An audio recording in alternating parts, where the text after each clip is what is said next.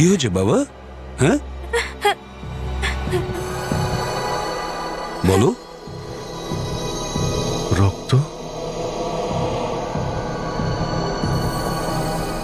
তোমার হাতে রক্ত এলো কি করে? কি হয়েছে? কি করে আঘাত পেলে? এটা আমার রক্ত নয়। তোমার রক্ত না? তাহলে কার? এটা আমার মালিকের রক্ত। এটা তোমার মালিকের? মানে? আমি আমি আমার মালিককে খুন করেছি। কি?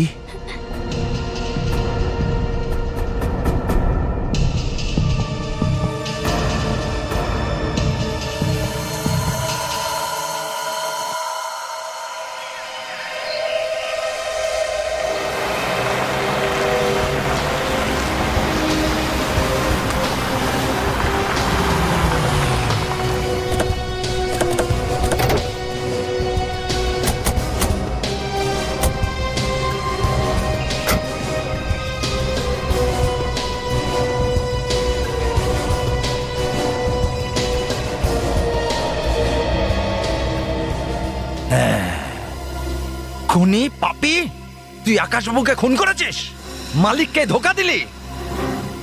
যে থালায় খাও সেই থালায় ফুটো করো। অপরাধ করে পালিয়ে গেলে তুমি কি ভেবেছিলে যে তুমি খুন করে বেঁচে যাবে? এক মিনিট, আপনারা কারা? আমাদের কথা বাদ দিন, আগে এটা বলুন যে আপনারা কারা, আর আপনারা এর কে হন? কেন বাঁচাতে চাইছেন একে? খুন করেছে কি করেনি সেটা এখনো প্রমাণ হয়নি। এই খুনের তদন্ত আমরা করব, আমরা সিআইডি থেকে। সিআইডি থেকে? আপনারা এখানে কেন? কে ডেকেছে আপনাদের? এই বাচ্চাটাই, যাকে আপনারা খুনি আর পাপী ভাবছেন। আচ্ছা, আপনি কে?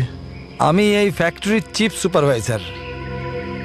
স্যার আমি এই ফ্যাক্টরির জুনিয়র সুপারভাইজার স্যার। স্যার আমি ছোটখাটো ক্লার্ক, আর ইনি হলেন আকাশবাবুর স্ত্রী সোনালী। স্যার, এখন মোহন যদি স্বীকার করেই নিয়েছে যে ও আকাশবাবুকে খুন করেছে, তাহলে আপনি ওকে গ্রেফতার কেন করছেন না? স্যার, কেসটা এখানেই শেষ। না, কেসটা এখনো শেষ হয়নি, এটা সবে শুরু হয়েছে।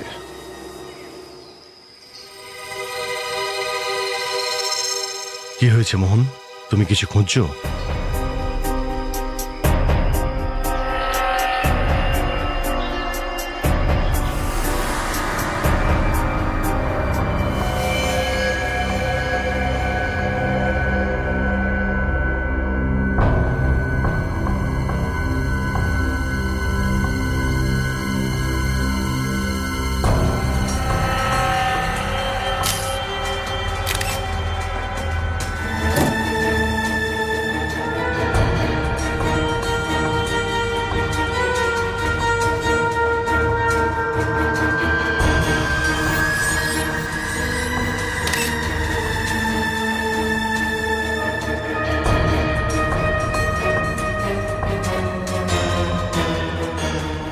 উনি আকাশবাবু, এই মশলা ফ্যাক্টরি মালিক।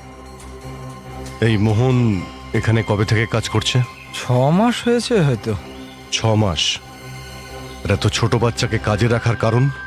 এখন আসলে ব্যাপারটা স্যার, ওর কাজের খুব দরকার ছিল, আর আমাদের লেবারের। তুমি এখানে কি কাজ করো?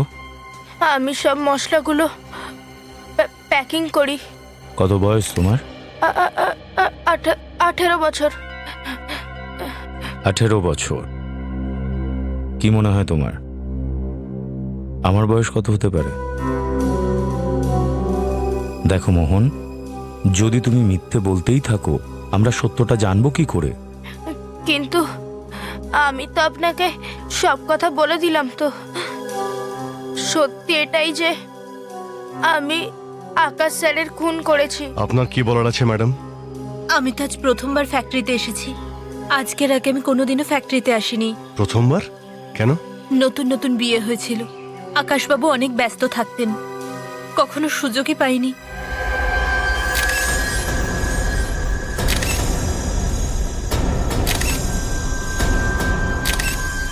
এর মৃত্যু তো এর শরীর থেকে অনেক রক্ত বেরিয়ে যাওয়ার কারণেই হয়েছে।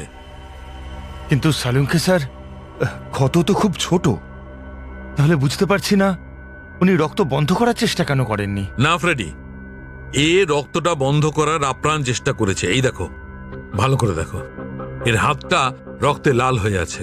তার মানে এ প্রথমে এই হাত দিয়ে ক্ষতটা চেপে ধরেছিল রক্ত বন্ধ করার জন্য। আর খুনির অস্ত্র এই 4 ইঞ্চির কাঁচি। মনে তো হচ্ছে এটাই, রজত। কিন্তু স্যার, একটা কাঁচি দিয়ে এতটা রক্ত? মনে হচ্ছে ভুল করে এই কাঁচিটা ওর প্যাঙ্ক্রিয়াসে লেগেছে, পাচন গ্রন্থি, ওটা এখানেই থাকে। আর একবার যদি পাচন গ্রন্থি থেকে ব্লিডিং শুরু হয় তবে সেটা থামানো অসম্ভব। সেটা তো হতেই পারে স্যার, কিন্তু আকাশবাবু উঠতে পারতেন, বাইরে গিয়ে কারোর কাছে সাহায্য চাইতে পারতেন, ল্যান্ডলাইন থেকে ফোন করে কাউকে ডাকতে পারতেন, কিন্তু উনি কিছুই করেননি এসব। এই ব্যাপারটা আমিও বুঝতে পারছি না রজত। এত রক্ত বেরোতে কিছু তো সময় লেগেছে।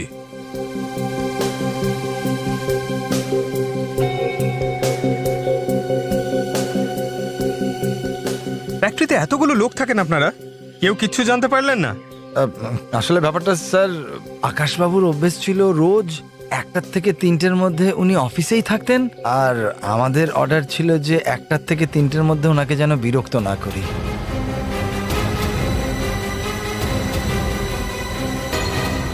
তুমি কি এখনো এ কথা বলবে যে আকাশবাবুকে খুন তুমিই করেছো?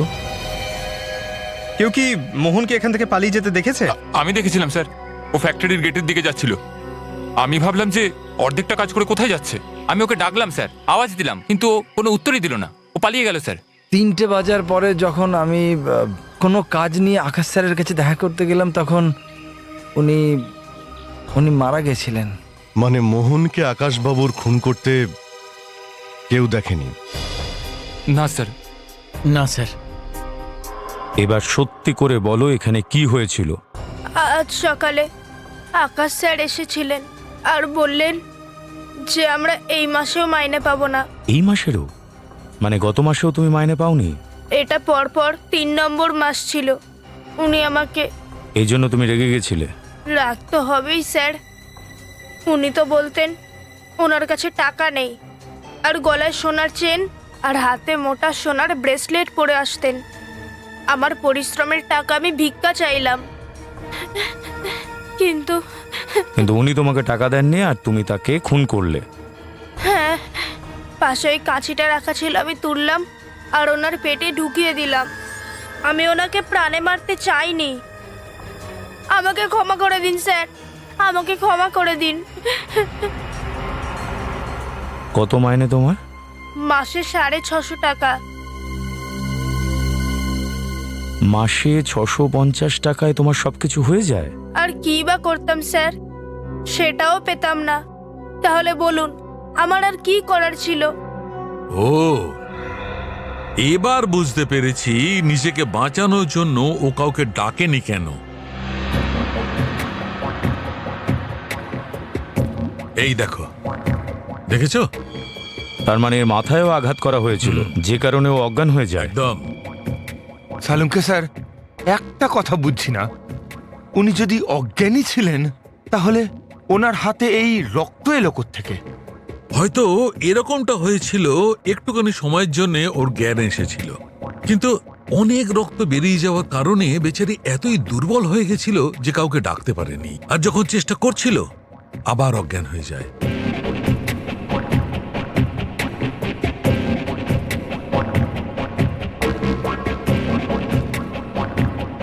মোহন, তুমি তো আমাদের বলনি যে তুমি আকাশবাবুর মাথায়ও আঘাত করেছিলে?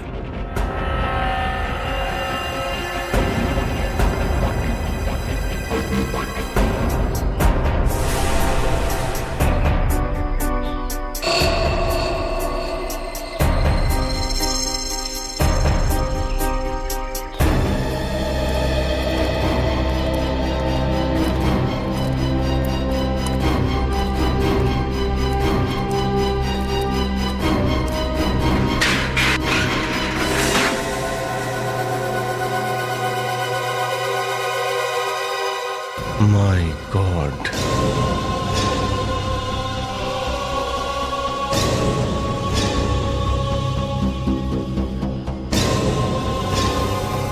এই বাচ্চাগুলো জামা কাপড়ে আর হাতে তো মশলা লেগে রয়েছে। সবাইকে বাইরে নিয়ে এসো। এসো এসো। সাবধানে। এসো এসো, তোমরা এসো। এসো এসো বাইরে এসো এসো সাবধানে সাবধানে এসো আস্তে আস্তে নামো, হ্যাঁ আস্তে আস্তে। কি হয়েছে অভিজিৎ? এই বাচ্চাগুলোকে টেম্পুতে রেখে দিয়েছিল, আপনি চেক করে দেখুন তো ওরা ঠিক আছে কিনা। হুম।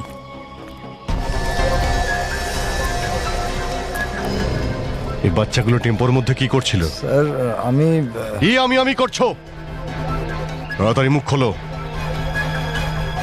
ছোট বাচ্চাদের দিয়ে কাজ করানো আইনত দণ্ডনীয়, জানেন না আপনারা?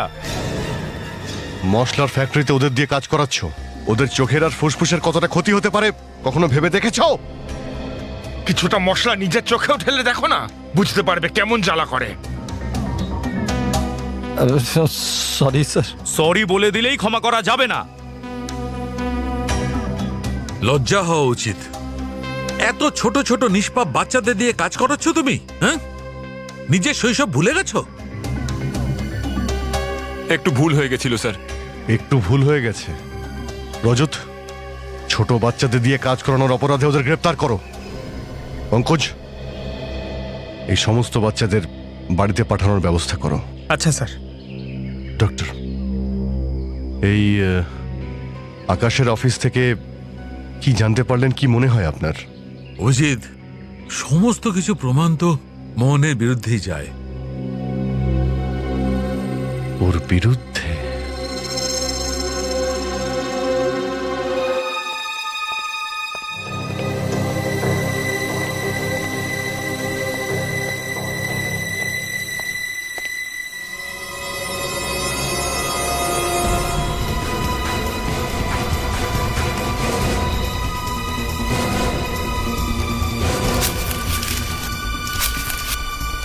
কে তুমি?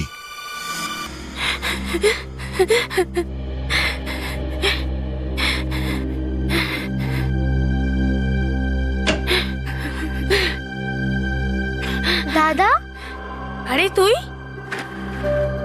বোন।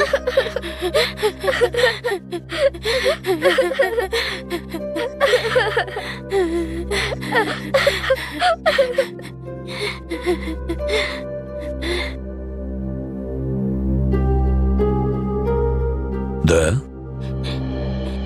কে এই বাচ্চা মেয়েটা? দাদা, তুমি ঠিক আছো তো? স্যার, এই মেয়েটা আসলে মোহনের বোন। মেয়েটার মা বাবা আগেই মারা গেছে স্যার। এই মোহনই ওই মেয়েটার দেখাশোনা করত।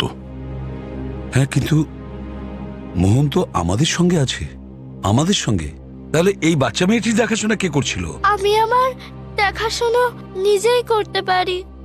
মোহন দাদা নিজের দেখাশোনা নিজে করতে পারে না। তোকে বলেছিলাম না আমি বাড়ির বাইরে বেরোবি না, তাহলে বেরিয়েছিস কেন? আমি তোমার জন্য খাবার এনেছি দাদা। শুধু একটা রুটি? আমি বাকিগুলো খেয়ে নিয়েছি, তাই তোমার জন্য মাত্র একটাই রুটি বেঁচেছিল, আর তাই তোমার জন্য আমি এটাই এনেছি। তুই মিথ্যে কথা বলছিস না? তুই কিচ্ছু খাসনি না? বাড়িতে তো কিছু ছিলই না খাওয়ার জন্য। সত্যি দাদা, আমি খেয়ে নিয়েছি। তুমি খেয়ে নাও।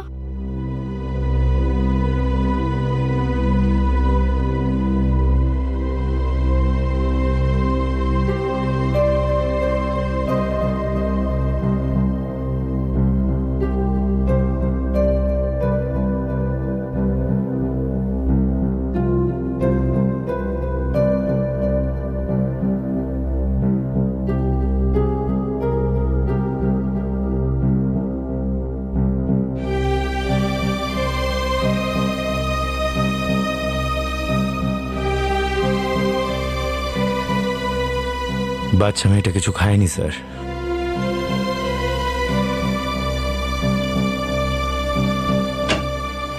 বস, কোথায় ছিলে শালুকে তুমি? কখন থেকে অপেক্ষা করছি।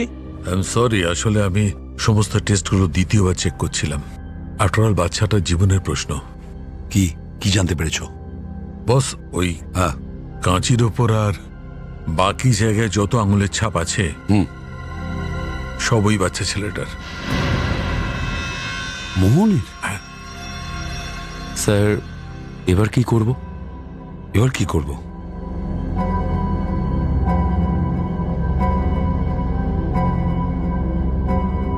মোহনকে আমাদের কাছে রেখে দেবো। ওকে ভেতরে নিয়ে যাও।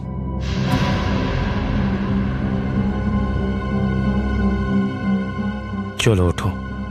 না না আঙ্কেল, আমার দাদা ছাড়া আর কেউ নেই। Please uncle, please uncle. না আঙ্কেল, শোনো মা, প্লিজ। প্লিজ। দেখো বাবু, আমার কথা শোনো, দাদাকে যেতে দাও, যেতে দাও। না না আঙ্কেল, না আঙ্কেল, আমার দাদা ছাড়া আর কেউ নেই। প্লিজ আঙ্কেল, নিয়ে যেও না।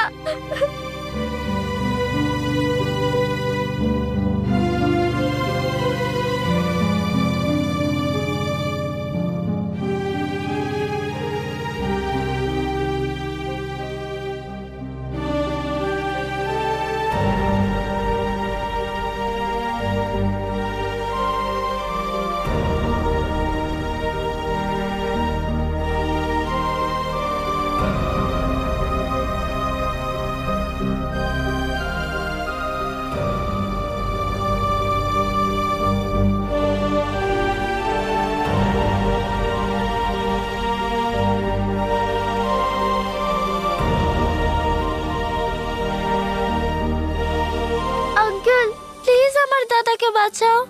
প্লিজ, দাদা ছাড়া আমার কেউ নেই। Please please uncle, please. দাদা ছাড়া আমার কেউ নেই। আরে প্লিজ আঙ্কেল, প্লিজ আমার দাদাকে বাঁচাও। আঙ্কেল, প্লিজ আমার দাদাকে বাঁচাও। দাদা ছাড়া আমার কেউ নেই।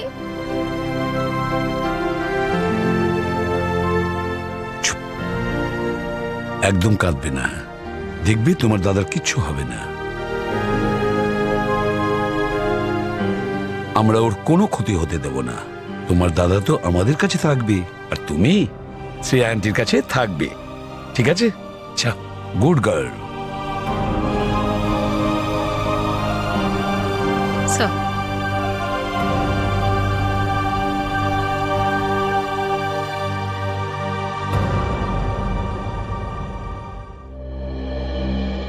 এসো দিদি।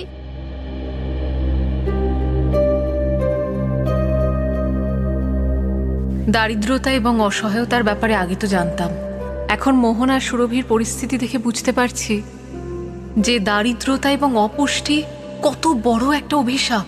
শ্রেয়া দিদি, মোহন দাদা আমার কাছে ফিরে আসবে তো? তোমার মোহন দাদার কিচ্ছু হবে না। তুমি চিন্তা করো না, ও আমাদের সাথে একদম সুরক্ষিত আছে। চলো এবার হাসো। শ্রেয়া দিদি, তুমি প্রথমবার আমাদের বাড়িতে এসেছো, চা খাবে?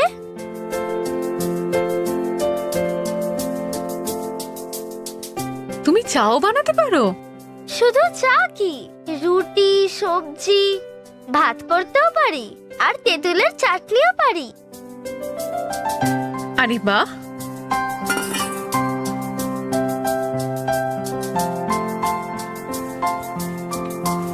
যেভাবে ও জল খাচ্ছে মনে হচ্ছে না ও কাল থেকে কিছু খেয়েছে বলে। ও তো জল খেয়ে নিজের পেট ভরার চেষ্টা করছে।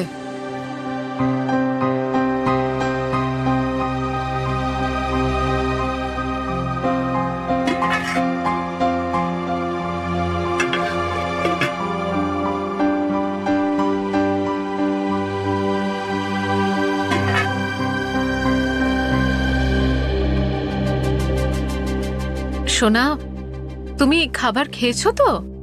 হ্যাঁ, আমি তো কখন খাবার খেয়ে নিয়েছি। এই দেখো।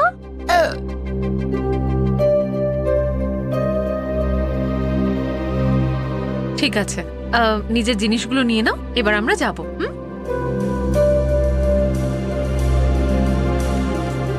তুমি মিথ্যে বলছো সাবি, তোমার পেটে খিদে আছে, কিন্তু তুমি বুঝতে দিচ্ছ না। বাড়ি যাওয়ার সময় অবশ্যই ওর জন্য আমি খাবার নিয়ে যাব। দিদি চলো। চলো। আরে ভালোই হয়েছে, তোমাদের এখানেই পেয়ে গেলাম। খুব খিদে পেয়েছিল।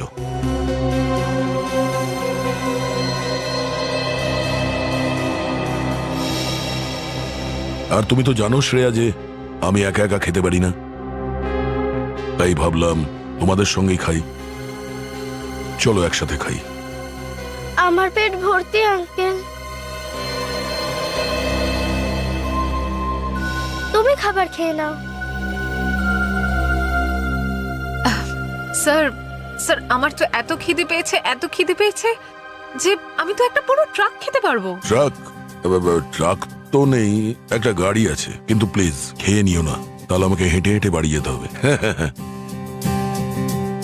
কিন্তু আমার খুব খিদে পেয়েছে, পেটে চুচোয় ডন মারছে। চলো খেয়ে নিয়ে। হ্যাঁ স্যার চলুন।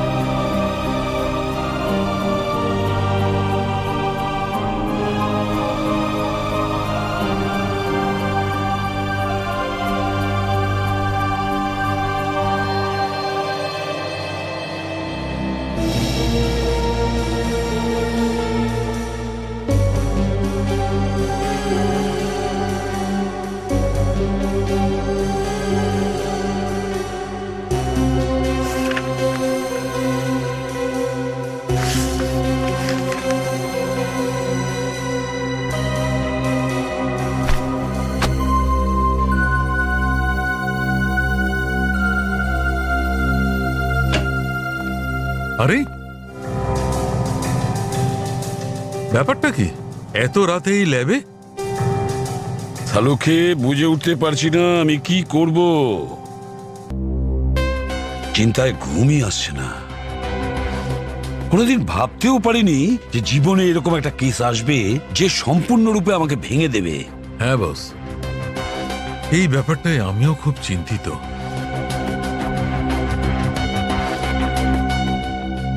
ওরকম একটা বাচ্চা ছেলে এরকম কিছু করতে পারে? আমিও বিশ্বাস করতে পারছি না।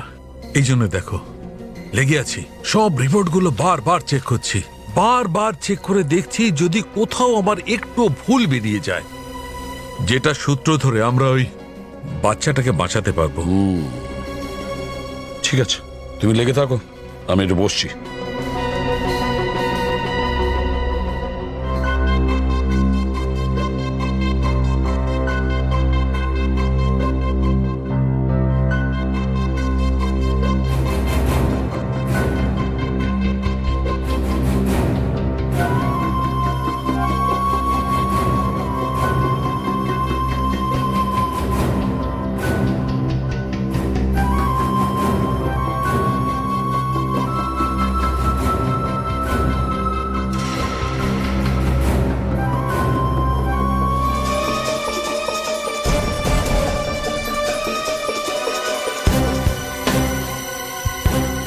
বস, এই দেখো,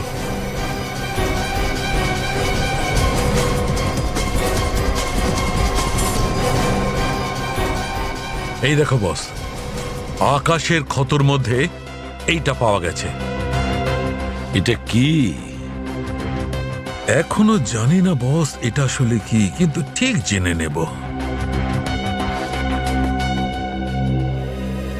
আপনারা জেল থেকে কিভাবে বেরোলেন? ম্যাম, আমি ওনাদের ছাড়িয়ে এনেছি, তাও অনেক টাকা দিয়ে। ম্যাডাম, আমার মনে হয় যে আমাদের নতুন স্টাফ খুঁজে ফ্যাক্টরির কাজটা চালু রাখা উচিত। এই দুর্ঘটনাটা হলো, এর আগে কিন্তু আমাদের ফ্যাক্টরি খুব ভালো চলছিল। আর বাচ্চাদের কথা বলতে গেলে তো ফ্যাক্টরিতে কাজ করার জন্য গরিব আর অনাথ বাচ্চা অনেক পেয়ে যাবো ম্যাডাম। ছোট ছোট গরিব নিরীহ বাচ্চাদের উপর অত্যাচার করার কথা কি করে ভাবছেন আপনারা? কুকুরের টেরা লেজ কখনো সোজা হয় না, তাই তো? খবরদার, আর যদি কোনো ছোট বাচ্চাকে দিয়ে কাজ করানোর চেষ্টা করো তাহলে এক একজনকে জেলে পুরব, আর এবার জামিন পাওয়াও যাবে না। কেন, এক রাত জেলের ভাত খাওয়ার পরেও তোমাদের হুঁশ ফেরেনি নাকি? স্যার, মনে হচ্ছে এদের স্মৃতিশক্তি খুব দুর্বল। এদের জেলের খাবার আরো কিছুদিন চাই। না স্যার, প্লিজ প্লিজ এরকম করবেন না, সরি স্যার। স্যার, আমি আপনাদের কথা দিচ্ছি, এখন থেকে এই ফ্যাক্টরিতে নিরীহ বাচ্চাদের উপর কোনো অত্যাচার হবে না। পুরবি স্যার,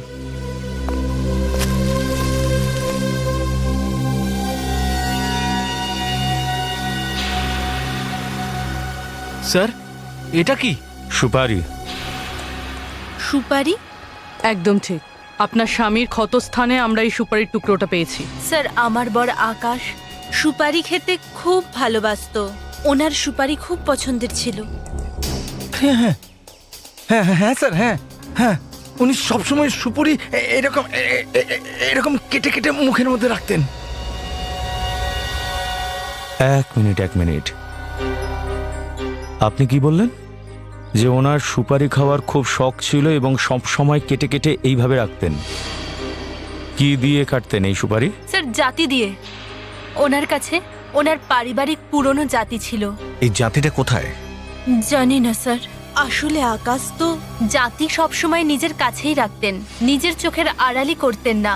তাহলে তো সেটা অফিসেই থাকবে, আমাদের খুঁজতে হবে। কেন স্যার? কারণ আমার সন্দেহ যে খুনির অস্ত্র ওই কাঁচিটা নয়, বরং যেটা বলছেন সেটা। আপনি সেটার একটা ছবি বানাতে পারবেন?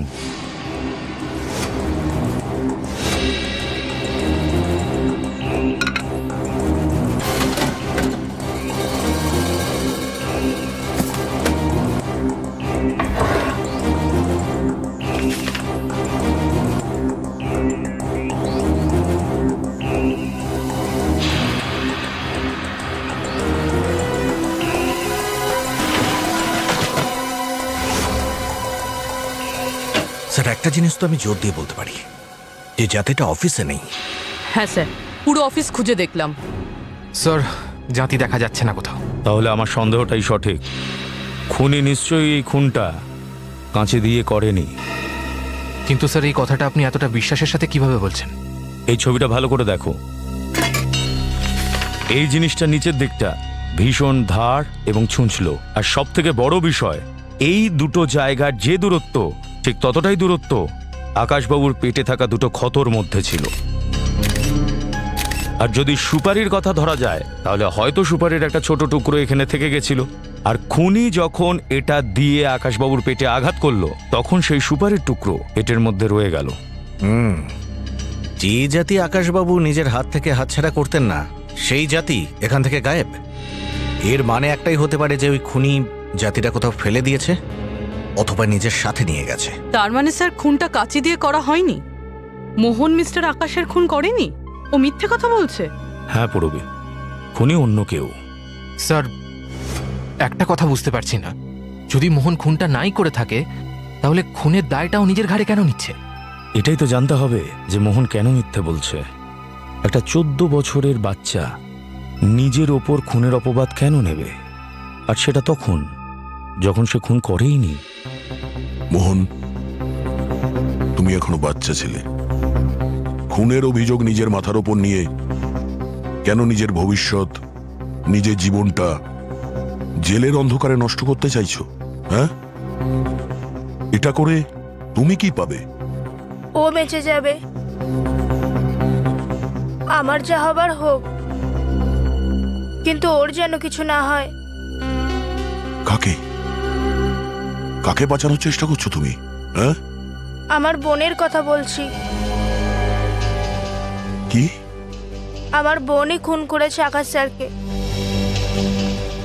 আরে বোন, কোথায় যাচ্ছিস? বোন আবার রাগের মাথায় মালিককে কিছু বলে দেয়নি তো? মালিক,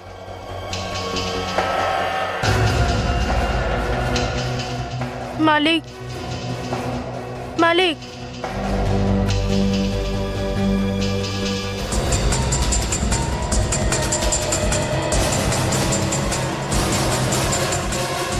রক্ত।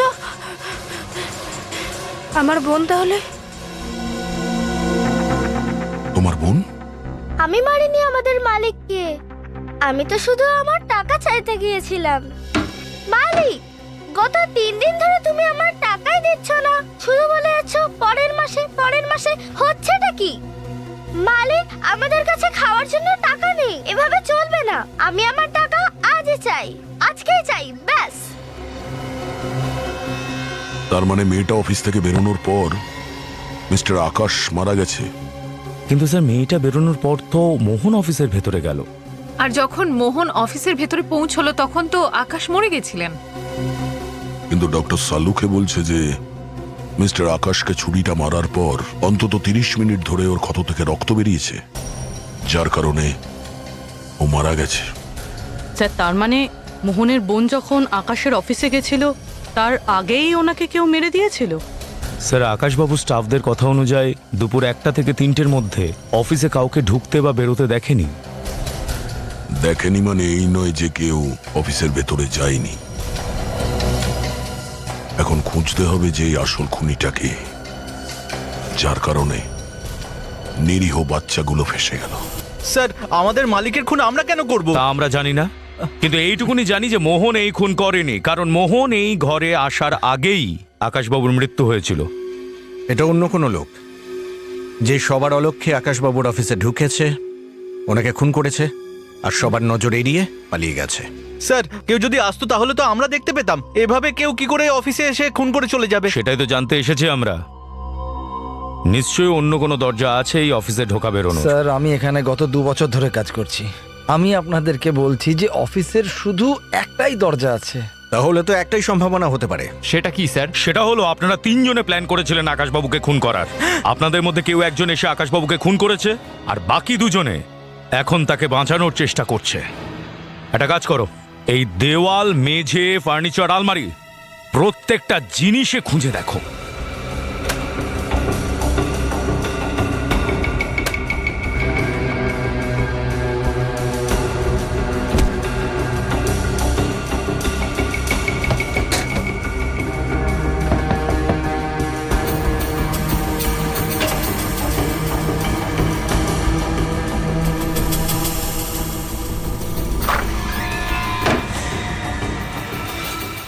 ও মাই গড! স্যার,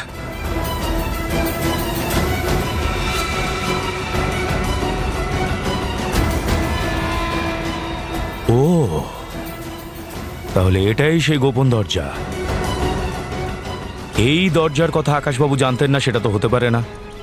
তার মানে গোপন দরজাটার ব্যাপারে আকাশবাবুর বাইরে খুনিরও জানা ছিল। আচ্ছা, আপনাদের মধ্যে কেউ এই গোপন দরজাটা সম্পর্কে জানতেন? না স্যার, আমরা তো এক্ষুনি জানতে পারছি। আমি যখন চাকরিতে ঢুকেছিলাম তখন আমি নিজেই আলমারিটা এখানে লাগিয়েছিলাম, এখানে কোনো দরজা ছিলই না। খুনি এখান দিয়ে ভেতরে ঢুকেছিল, তারপর আকাশবাবুকে খুন করলো, তারপর চুপচাপ এই রাস্তা দিয়েই পালিয়ে গিয়েছিল। যদি খুনি এখান দিয়ে ভেতরে ঢোকে আর এখান থেকে বেরিয়ে যায়, তাহলে ওর আঙুলের চিহ্ন তো এখানে আর বাইরের দরজায় থাকবে। হ্যাঁ সচিন, তুমি একটা কাজ করো, তুমি এই ফিঙ্গারপ্রিন্টগুলো নাও, আমি দেখি এই রাস্তা আমাদের কোনখানে নিয়ে যায়।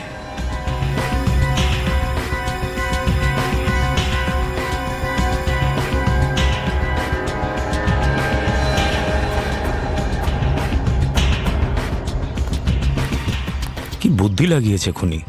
অফিসের আলমারির পেছনে গোপন দরজা বানিয়েছে, যা সরু গলির মাধ্যমে শহরের রাস্তায় পৌঁছে যায়। স্যার, আমরা তো খুনির মুখটাও চিনি না, এখন কি করে বুঝবো যে খুনিকে? আমরা কিছুই জানি না, কিন্তু সবকিছু জানতে চাওয়াটাই আমাদের কাজ। এই রাস্তাটা তো ডেড এন্ড, খুনি নিশ্চয়ই ওই দিকেই গিয়েছিল। স্যার, আমি ওদিকে গিয়ে জিজ্ঞাসাবাদ করছি। কালকে দুপুরে কেউ না কেউ নিশ্চয়ই কাউকে ওদিকে যেতে দেখে থাকবে।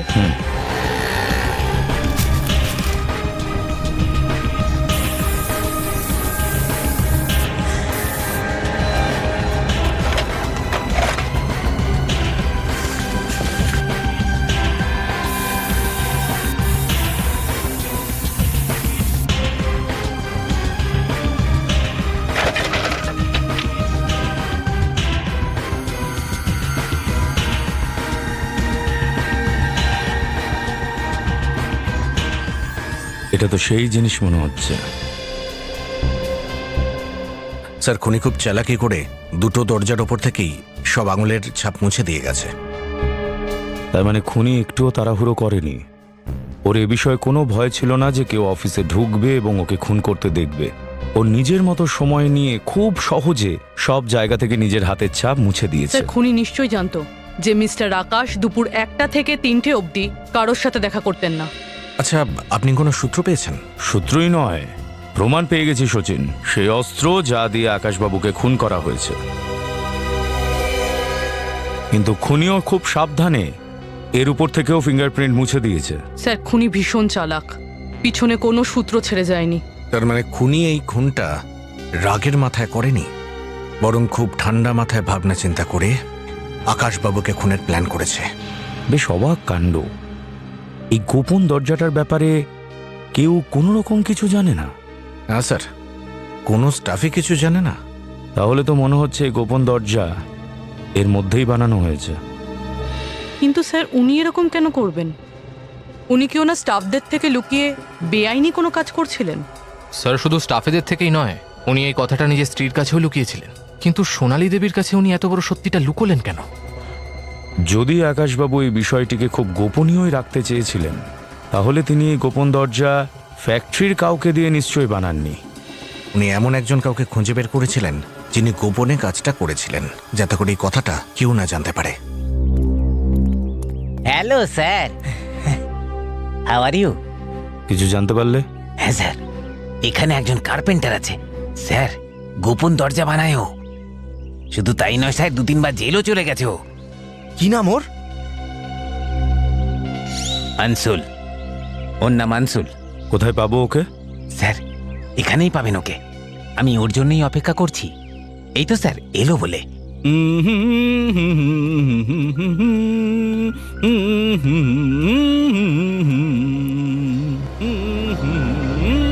স্যার, স্যার, ওই যে আনসুল।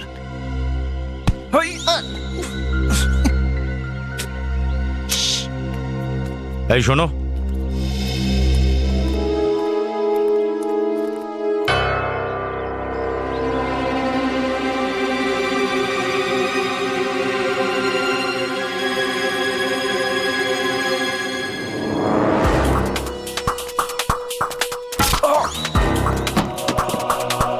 আরে বাবারে, এই হাতিটারও আবার আঘাত লাগে। এই, ওই, ওই,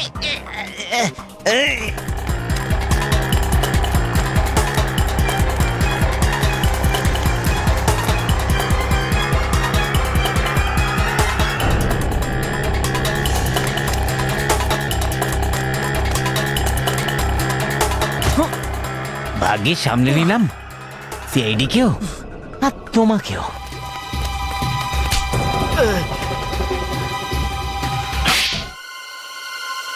অনেক হলো চোর পুলিশ খেলা। এবার বল, যোগেশ্বরী মশলা ফ্যাক্টরি অফিসের ভেতর আলমারির পেছনে গোপন দরজা তুই বানিয়েছিস? হ্যাঁ স্যার, হ্যাঁ আমি ওই দরজাটা আমি বানিয়েছিলাম। আকাশবাবুর কথায়? না স্যার, আমি কোনো আকাশকে চিনি না। ওই কাজটা তো আমাকে অন্য কেউ দিয়েছিল। কি নাম তার? বলছি দাদা। আরে দাদা, কথাটা তো শুনুন। দাদা শুনুন। আরে ও দাদা, কি দাদা, কখন থেকে ডাকছি আপনাকে আর আপনি নিজের মতো চলেই যাচ্ছেন। কথাটা তো শুনুন আমাদের। আরে দাদা দাঁড়ান না বাবা, এত হাঁপিয়ে গেছে দেখতে পাচ্ছেন আপনি? আমার তো বিয়েও হয়নি এখনো। বলুন না স্যার, কি করব আমি? রোজ জিম যা, ব্যায়াম কর আর একদম ফিট থাক। এবার তুই বল যে তুই ঠিকঠাক আছিস তো? জল নিয়ে আসবো তোর জন্য? লস্যি লাগবে স্যার, সল্টেড না, চিনি দেওয়া। লস্যি খাবে? এই রাস্তার মাঝখানে কে লস্যির দোকান খুলেছে? কোথা থেকে নিয়ে আসবো তোর জন্য? আরে তোমরা পাগল নাকি? আমাকে এখানে দাঁড় করিয়ে তোমরা নিজেদের মতো কথা বলে যাচ্ছ। লস্যি, কোলেস্ট্রল আর কি কি জানা, আমাকে দাঁড় করালে কেন? আরে মনে পড়েছে দাদা, একটা কথা বলুন। যদি কোনো আলমারিতে একটা গুপ্ত দরজা বানাতে হয় তাহলে সব থেকে ভালো কারিগর কোথায় পাবো? আমি কি করে জানবো স্যার? ওটা কে যেন ছিল যে আমাকে বলছিল যে এই লোকটাকেও চেনে। কে বলেছে? কে বলেছে? আমি বলছি।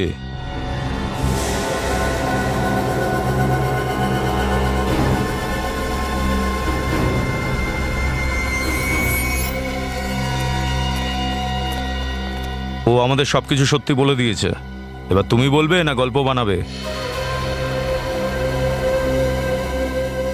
কে লোকটা? আমি ওকে চিনি না, ও মিথ্যে কথা বলছে।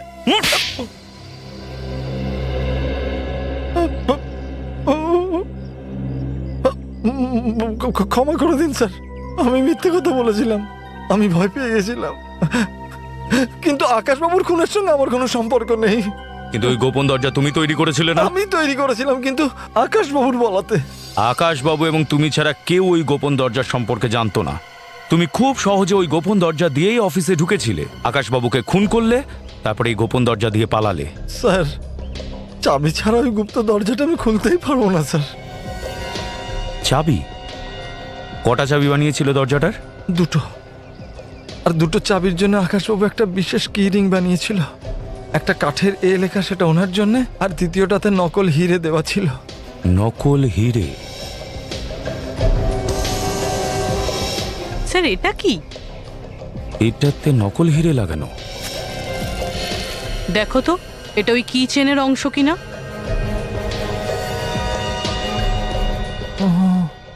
হতে পারে স্যার। তার মানে যার কাছে এই দ্বিতীয় চাবি আছে সেই খুনি। আর সেই আকাশবাবুর খুন করেছে, আর পালানোর সময় ওর কি চেন ভেঙে গেছে। এই দ্বিতীয় চাবিটা কাকে দিয়েছিল আকাশ? জানি না স্যার। দ্বিতীয় যে কি চেন ছিল সেটার ডিজাইনটা কেমন ছিল? কোনো অক্ষর ছিল? আগে ওটাও এ শেপেরই ছিল।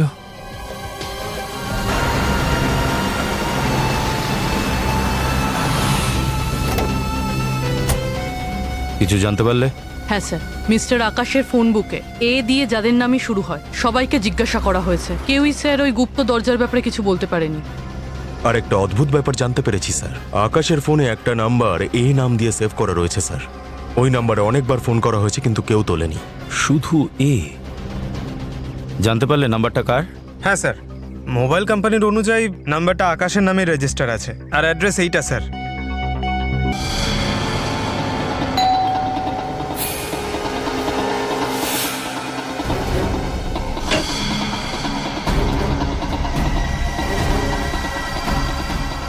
আপনি?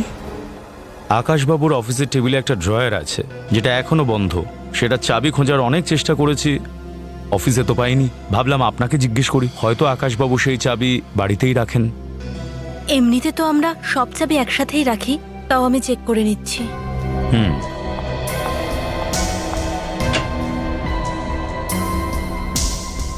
এই নিন।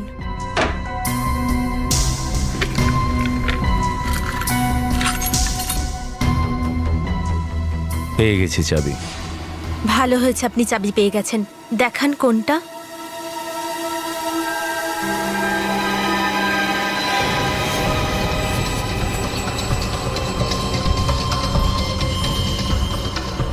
এইসব কি? এক্ষুনি জানতে পেরে যাবেন। পুরবি,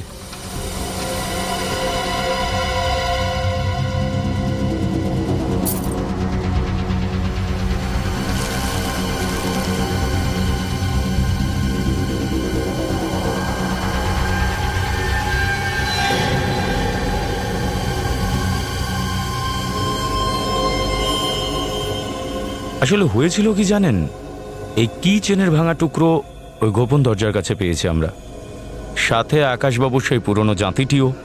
আকাশবাবু ওই গোপন দরজার দুটো চাবি বানিয়েছিলেন, একটা ওনার কাছে থাকতো আর দ্বিতীয় চাবিটি এই সুন্দর কি চেনে আপনার কাছে। এইসব ফালতু কথা। আমি কোনো খুন করিনি। এই চাবিটা আপনার? আমি জিজ্ঞেস করছি, এই চাবিটা আপনার? আপনার স্বামী আপনাকে বিশ্বাস করেছিল, আপনাকে গুপ্ত দরজার চাবি দিয়েছিল, আর আপনি তাকেই মেরে ফেললেন। আপনি আমাদের মিথ্যে বলেছিলেন যে আপনি কখনোই আকাশবাবুর অফিসে যাননি, বরং এই চাবিটা ব্যবহার করে আপনি ওনার অফিসে গেছিলেন আর ওনাকে খুন করেছিলেন। করেছেন কিনা বলুন, করেছেন কিনা? হ্যাঁ হ্যাঁ, আমি খুন করেছি। আমি আকাশকে মেরেছি। বলুন আর কি করতাম? পারছিলাম না, আর সহ্য করতে পারছিলাম না, বুঝলেন? কি বলতে চাইছেন আপনি? এই দাসীদের মতো জীবন। আকাশ আমাকে নিজের স্ত্রী নয়, ও তো আমাকে মানুষে ভাবতো না। ওর জন্য আমি কোনো মানুষ নয়, শুধু কোনো বস্তু। আমার নিজের কোনো জীবন ছিল না। আমি যা যা বলেছিলাম সব ভালোভাবে মনে রেখেছো তো? আমি আপনার সমস্ত আদেশ পালন করি। আমি এখান থেকে বাড়ি যাব। বাড়ি গিয়ে ভগবানের সামনে প্রদীপ জ্বালাবো। ওকে। আপনার বাড়ি ফেরার অপেক্ষা করব। সিনেমা দেখব না, টিভিও দেখব না। 8টার সময় আপনাকে খাবার দেব, আর তারপরে আমি খাবো। আর 9টার মধ্যে সমস্ত কাজ সেরে ঘুমিয়ে পড়ব। আপনি জানেন, ওই দরজাটা আমার জন্য বানানো হয়েছিল, আমার জন্য। দাসী হয়ে ওনাকে খাবার খাওয়াতাম, তারপর সোজা বাড়ি নয়, জেল। এই জেলে চলে আসতাম। একটু মাথাটা টিপে দাও তো, তাড়াতাড়ি। সোনালি,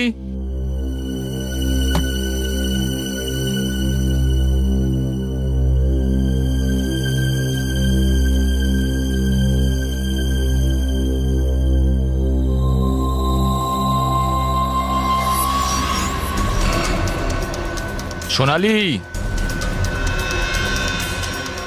তাড়াতাড়ি।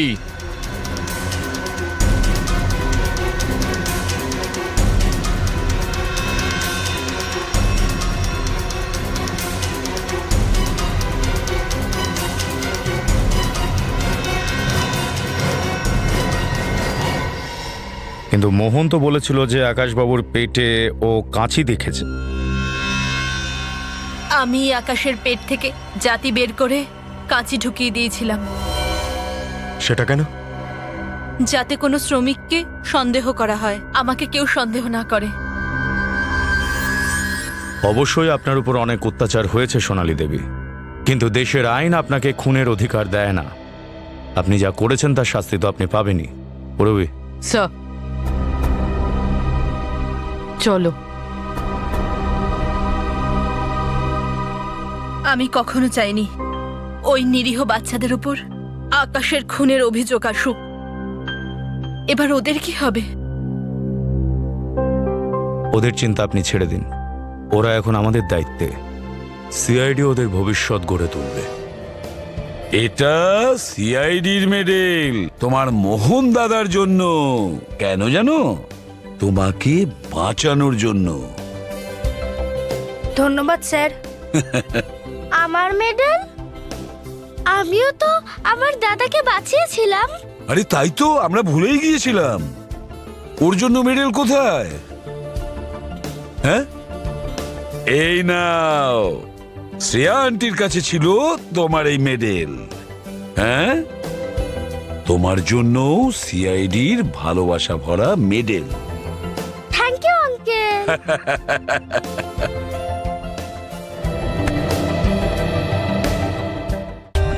For more updates, subscribe to our channel, click the show links and enjoy watching the videos.